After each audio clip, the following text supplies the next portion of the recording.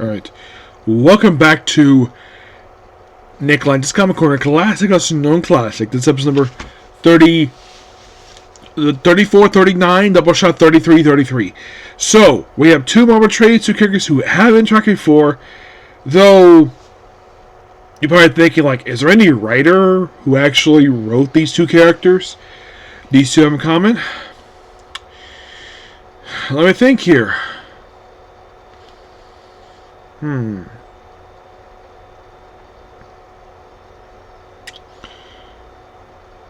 to think. I can't think of anything. No, I just put these two together because of the fact these two both dated Storm. First one being Wolverine by Saladin, Volume 2, Call of the Adamantine. Yeah, this collects Wolverine Volume 8, issues 6 to 12. This is technically two story arcs because they kind of, in a way, put the Adamantine arc and the very next arc all in one trade. And there is kind of a reason for this. The reason is because the very next issue, issue 13, is a lead into the 3-issue miniseries, The Last Wolverine, which that's when they put the book in hiatus for 3 months because you are thinking, what is Last Wolverine? It's a tiny mini-series to Age Revolution, and then they brought this series back right afterwards. Still the same numbering, still the same creative team. It's like, the whole thing Age Revolution, from what I can tell, it seems like it's basically another similar idea to Age Apocalypse. Though the whole thing Age of thing when it comes to X-Men. This is, I think, like a third or fourth time I can think of, they've actually put the books in hiatus because of a story. There's been Age of Apocalypse, Age of X-Men, and now, of course, also Age of X, obviously, and then now we have Age Revolution, which in the future, that does affect the books per se. So, of course, like I mentioned, Ahmed is the writer here, with the artwork done by issues 6 to 8 and 11, 12, done by Martin Calico, Javier Pina, that's 9 through 10. So, in the first few issues, by the way, Love Issue 6 cover, which is a clear nod to Uncanny X-Men number 100, the most recent example of the nod to this cover, issue 100, with the two characters coming out of issue like this. This cover has been homaged so much over the years. It is by far the most homaged cover I have ever seen. There has been a grand total of probably about 25 different covers since the issue came out they've done homage to. As a matter of fact, there's 2 issues of Thunderbolts they did this too. Yes, 2 issues of freaking Thunderbolts. They also did X-Force. But yeah, it just, on the cover, it's Nightcrawler, Logan, and Laura taking on Deathstrike, Cyber, and Constrictor. Though the Constrictor here, this is not the original Constrictor. This is actually the second one who debuted in Iron Fist. So you have Wolverine getting out whatever thing he was in. He's here with Nightcrawler, obviously. And then, of course, Laura is here. And then, of course, we deal with Leonard. Yeah, he's the Wendigo here. And there's a mention here about Laura getting in her body in the relaunch of X-Men by Gary Duggan. Yeah, tons of references to previous books here. And they go Adamantine. That's this thing here, which is Asgardian metal, which I think this is the true metal. Yes, and then we have sort of Massacre comes here.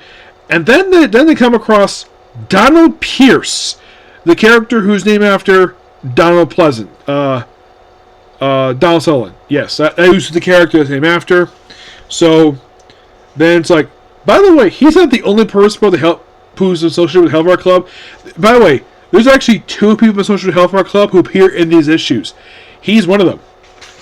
And of course, then they're surrounded by him and Cyber and Constrictor. They fight them for a bit, and they're like, oh, they're in control. And then all of a sudden, and you're reading this like, what the heck is he doing here? It's the return of Romulus! Which, no one has seen this guy in like several years. I think like the last time he appeared prior to this was actually in that follow-up to that crossover with Wolverine Origins, between Wolverine Origins and Dark X-Men, where he's back here for some reason. Yeah, it's weird. And the thing is, they mentioned, oh, he was put in the raft, and somehow he got himself out. And now, basically, he's our big bad here. Yep, let's bring in Romulus. Yes, Romulus. Which, of course, once again, he will have a fight. At least, basically, they wait a long period of time between appearances. Yep, they did.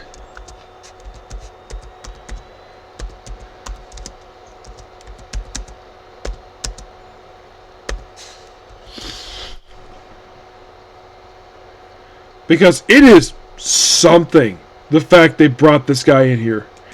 Because he was somebody I don't think anyone was expecting to appear again. Yes.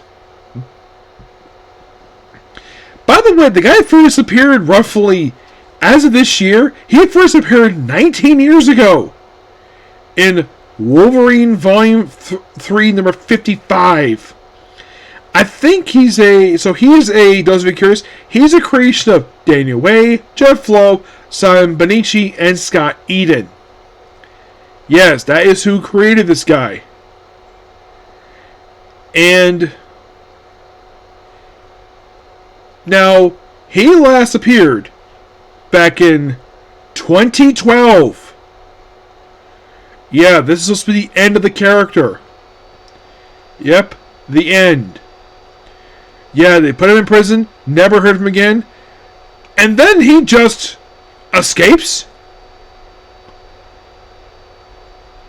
Yes. Which, by the way, Laura has actually never met this guy before this. Nope, never has. As a matter of fact, prior to this issue, he did kind of appear apparently in like one issue. It was in Lies of X, but that was a flashback. But if you think about it, this is the first time he's appeared, because when he appeared here in issue 6, this was the first time he appeared in 13 years. Yeah, 13 years between appearances. I'm like, really? Yes, really. And by the end of the story, he's once again defeated. So he gets possessed by the Adamantine, and he gets defeated by issue 8. Yes, issue 8. Which is... For those of you curious about issue 8 is issue number 400 for the damn series. Yes, 400. And also, for some reason, they decided to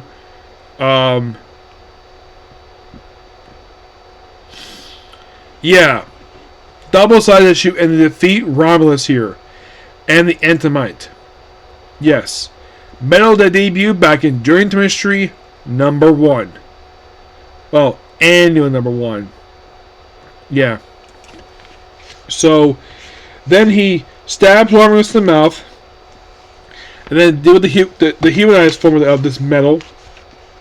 And he defeats it. Yep, he defeats it. It just withers away.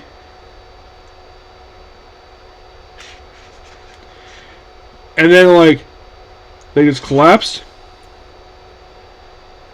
The place is burning, but what happens to those four? The Wolverine just goes to this area, slashes stuff up, and then runs the frickin' arcade. Yes. So it's like, we go from Romulus to arcade. Okay. Not really sure why we had to include frickin' arcade, but we did. Yep. We have sort of this is your life stuff, where we have basically him reenacting the first time he fought the X-Men with the whole murder world stuff. Yes, and in case you're curious, when was the last time the arcade appeared in a comic book prior to this one?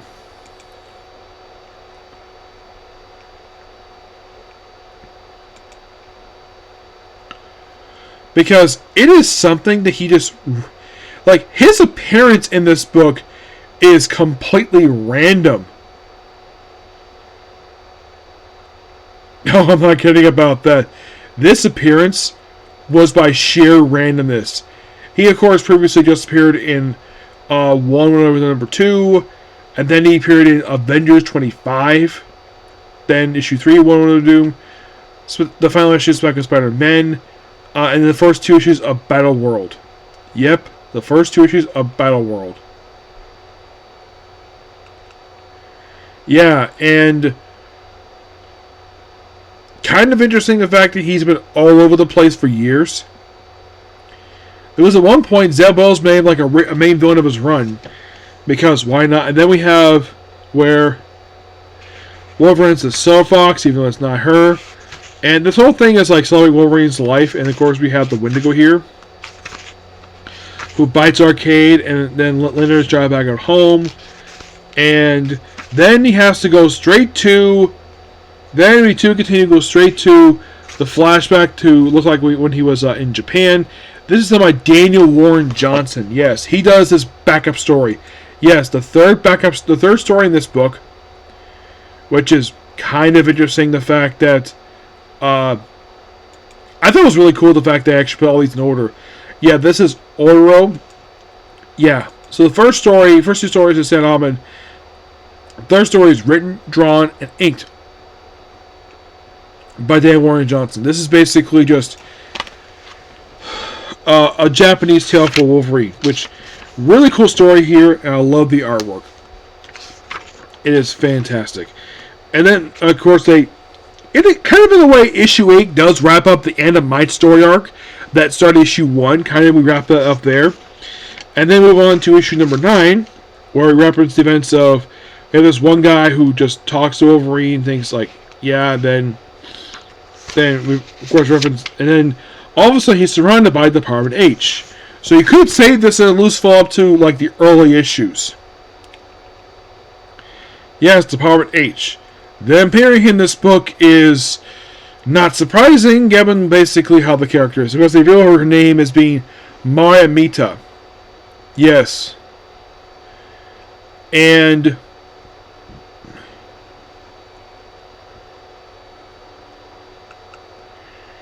yeah, and then this book becomes really weird. So, at the Department H, have introduction to this new girl, and then he has to drive straight to Alberta, Canada. Oh, first he gets in a fight with Harpoon and Vertigo. Harpoon is dead. He died in Helion's number 4.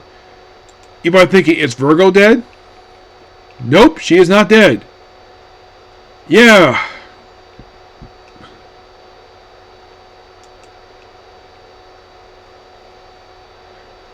And prior to this book, she last appeared in Wolverine Deep Cut. Of course, this was a flashback miniseries.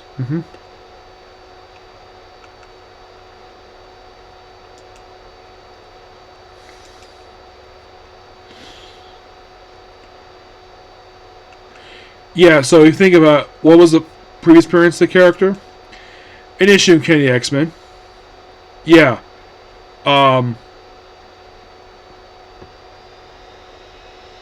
So she basically last appeared back in 2019. And then she appears here in issue Battle Royal, and then she appears in the recent Winter Special. So after Wolverine fights them briefly, they end up back at the mansion that was last seen in the Origins miniseries released back, I think it was like 2008, I think it was.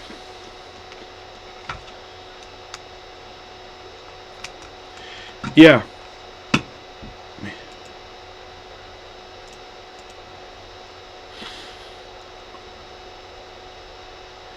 This is the Howlett Estate. Yeah, so the place first appeared in Wolverine Origins number 1, but Wolverine has technically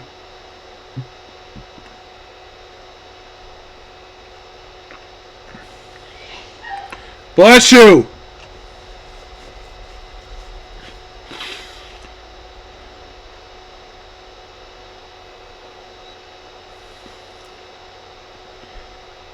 Yeah, so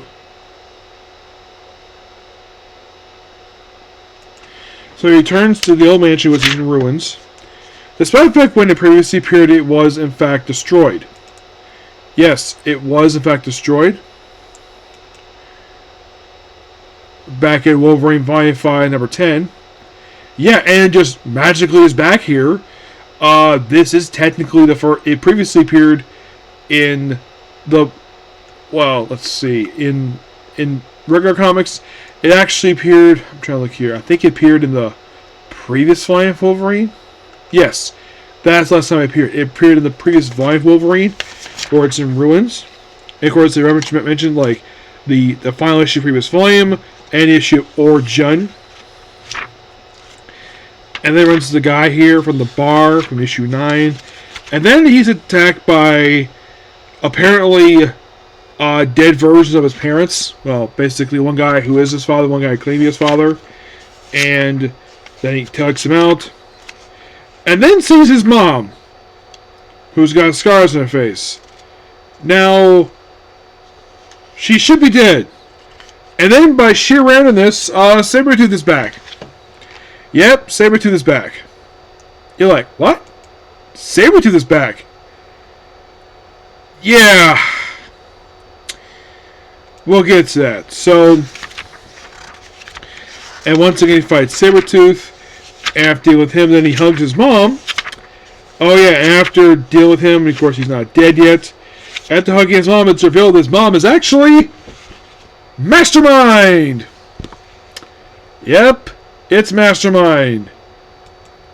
And you're like, what? Mastermind? Why the heck would he get involved with this book? Honestly, I have no freaking idea. Because I guess Ahmed probably felt as though that nobody at Marvel was doing anything with this character. So I guess figured, hey, why not use them? Now the thing is, he previously appeared in the final issue of X-Force. Actually, there's a flashback. Let's see. Flashback there. I think his last appearance was in X-Corps. Yes, X-Corps.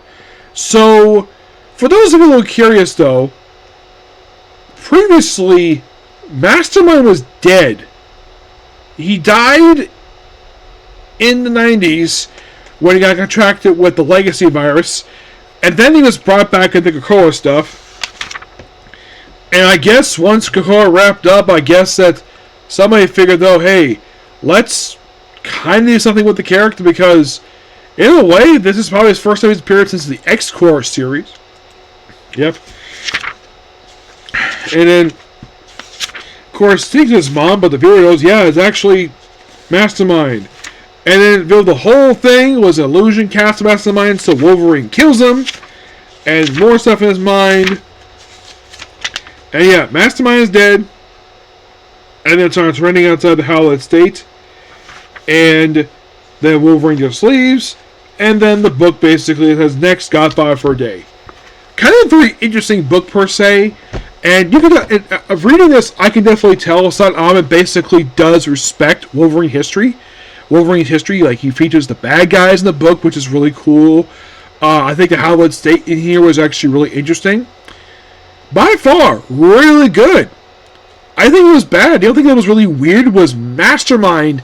It's like the whole story from issue 9 through 12 was nothing more than an illusion cast by Mastermind. So Wolverine's like, you dare try to manipulate me?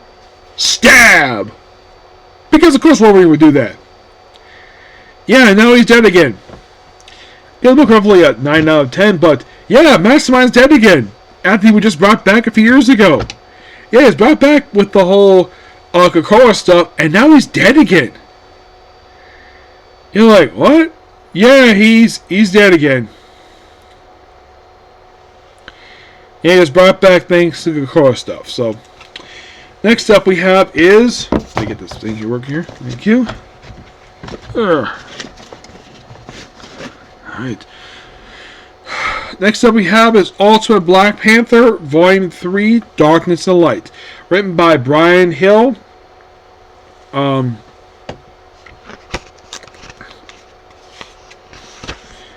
Hill, artwork by Stefan Castillo. In issues 13, 15, 17, 18, and 14 16 by Carlos Neto. The cover artwork is done by Stefan Castillo, who's the interior artist for some of these issues, and David Carrell, who's the colorist. So, kind of interesting what happens here. So, we start off with like two people in the cell. We see Black Panther talking to this universe version of Doctor Strange, the Source Supreme here.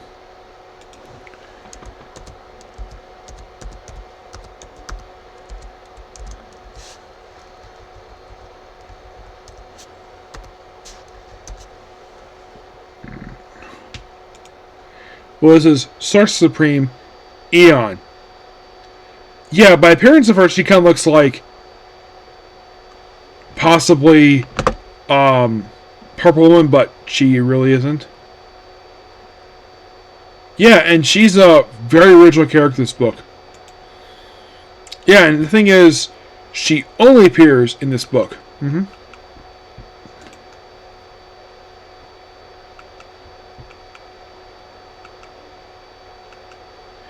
Yeah. For those who are curious, though, Brian Hill, did he ever write Wolverine? The answer is no. He has never in Wolverine before.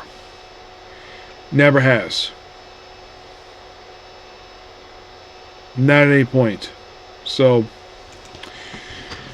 yeah, the only reason why, like I said, the only reason why I threw this in here because both Black Panther and Storm, this is Ultimate version, of course, after chatting with her for a while. And then we see Killmonger with Storm, which in this universe they're an item. In the regular universe, they're not. No. As a matter of fact, she doesn't like Killmonger at all. No.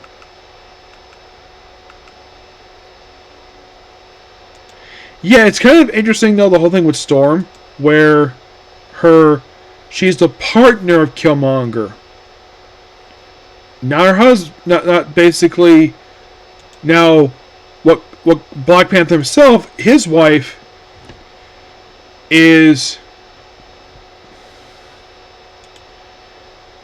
a woman who in the mainstream universe has no hair. She's bald. So, and then we have, looks like to be Black Panther fighting, appears to be, I think it's one of the Moon Knights, I think it is.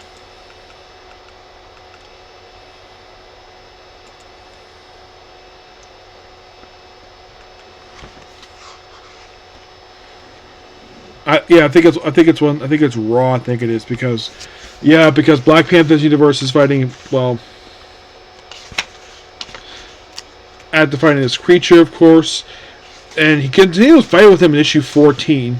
Yep, it's Black Panther versus this creature, and basically the current Sorcerer Supreme is meditating and, well.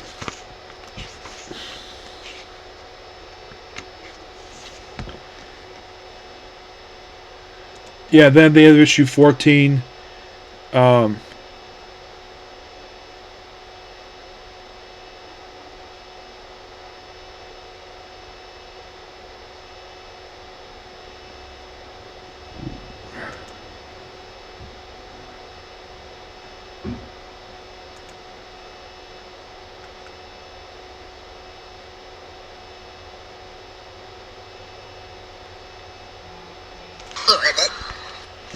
Yeah, so there was a bunch of CIA stuff, and then Black Panther pays a visit to Nigeria, which of course kind of doesn't buy it, until of course he's attacked, and then of course the guy who takes him out goes all think of like American. Apparently they don't know about the fact that the U.S. has been liberated. Yes.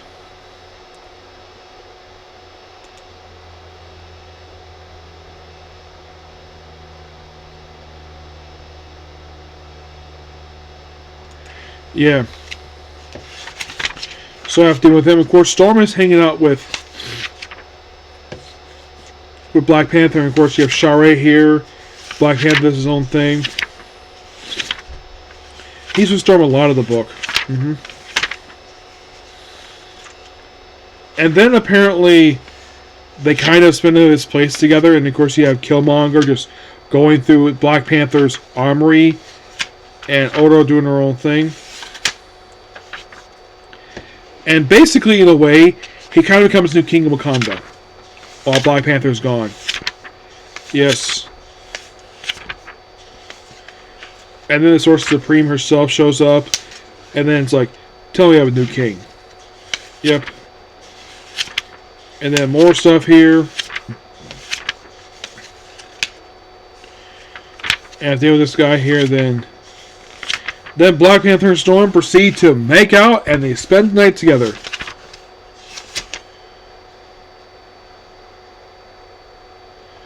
And then he just visually talking to the Beast, and then, well, then of course the book ends with him talking to this creature here. Whoever this creature is, yeah, it's this thing called the Progenitor. That's what it's called. The thing is, I don't like about this is they don't really. They call it simply like. So this is Zon. Yes. So we deal with that, and apparently it's implied that by the end of issue 18, Black Panther and Storm slept together. And also we debut these things called the Machine Men, which are named after. Yeah, these things are clearly based upon Aaron Stack. But it's an interesting idea. So apparently this is based. This version here is based upon the one from Spider-Man Unlimited. Yes, they apparently decided to put this in here because why not?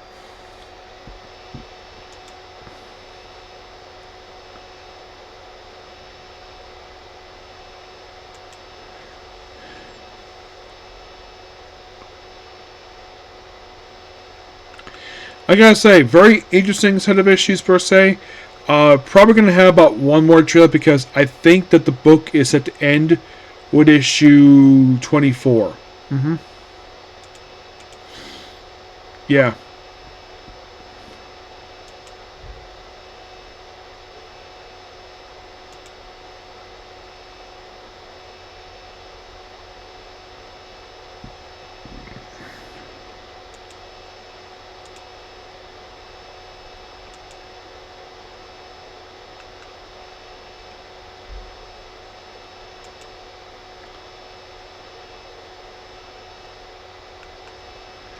It should be quite interesting when I eventually discuss more of this Ultiverse stuff because it gets weird.